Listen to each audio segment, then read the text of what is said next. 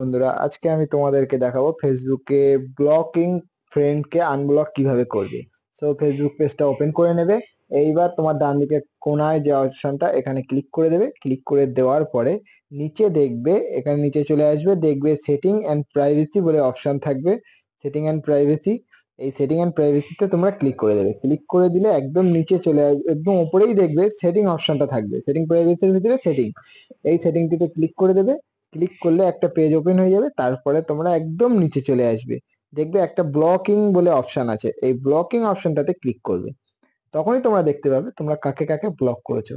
এই যাকে যাকে ব্লক করেছো তাকে যদি আনব্লক করতে চাও তাহলে আনব্লকের উপরে ক্লিক করবে। এখানে আনব্লক অপশন আসবে, আনব্লক করে দিলে হয়ে যাবে। আর যদি আনব্লক না করতে চাও তাহলে এখানে এইভাবেই ছেড়ে দাও, তোমাদের এইভাবেই থেকে যাবে। সব ভিডিওটা ভালো লাগলে, এরকম ভিডিও আরো দেখতে চাইলে চ্যানেলটি সাবস্ক্রাইব করে রেখো। ভিডিওটি দেখার জন্য ধন্যবাদ।